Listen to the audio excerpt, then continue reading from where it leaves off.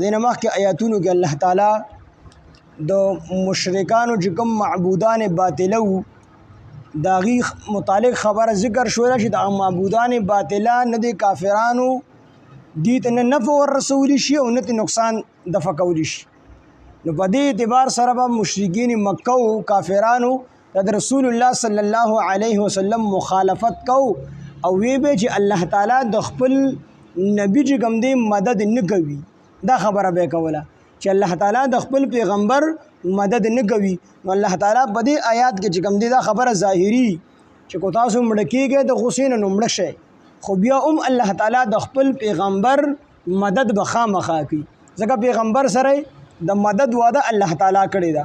نو دې کې دا خبر الله تعالی ثابتي چې د پیغمبر مدد هیڅ څوک نشي کټ کولی، د پیغمبر نبوت د هیڅ څوک نشي کټ کولی. وی سړی اسمان ته اوخیږي کنه اسمان ته، نو د پیغمبر مدد څوک نشي کټ کولی. خامخا به الله تعالی د خپل پیغمبر مدد کوي او وقتاً به وقتاً به هغه ملګري زیاتیږي او حق په چې کوم دی زیاتیږي او باطل به الله تعالی ختمي. وقل جاء الحق وزهق الباطل. کله چې حق راشي نو باطل په خپله باندې میټاویږي. دا د حق پہچان دی چې حق راشي باطل په خپله باندې ختمیږي. اگر چې حق په پړومبي کې کمزوري وي خدا به ورو ورو ترقي کوي او باطل به ختمیږي. نو دی کې الله تعالی دا خبره ثابتي.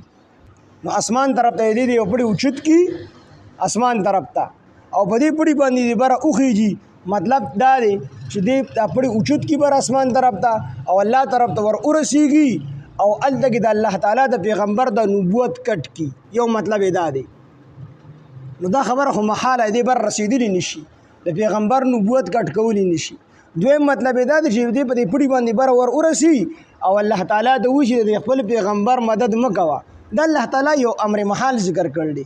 یو داسې خبره ذکر کړل چې دا محاله دا نه کیدونکې ده، دا نه کیدونکې ده. د دې مطلب دا چې موږ چاته وایو یار کو اسمان ته وخیږي کنه بیا راکوشي نو ستا دا کار نه کیږي، داسې مطلب دی.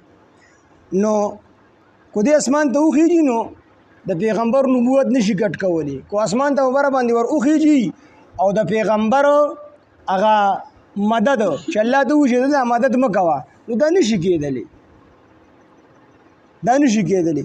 او بل مطلب دا هم دی، دا مطلب هم مفسرین لیکلی دی چې یو سړی باندې تکلیفونه او سختۍ راشي دی ډېر زیات تنګ شي او د ډېرې تنګۍ د وجې نه دی د معبودان باطله او عبادت شروع کی، د قبرونو عبادت شروع کی، د یو څه د بل څه عبادت شروع کی. نو چې دې کله په دې تکلیفونو کې و نو ایمان خو پکې و که نه، نو د ده رسۍ الله تعالی ته بر رسېدلې وه. نو که دې په دې خپله په دې رسۍ الله تعالی ته نشو رسېدلی نو بل چا به دا رسۍ راښکلې وه او الله تعالی ته مطلب دا چې الله تعالی ته به رسېدلی وه، تکلیفونه به ختم شي، تکلیفونه به ختم شي. نو د هغه رسۍ په خپله باندې کټ کړه، د معبودان باطله او عبادت شروع کو نو هغه رسۍ په خپله باندې کټ کړه. مطلب د دې ټولو خبرو خلاصه دا ده چې الله تعالی په هر حال کې د خپل پیغمبر مدد کوي.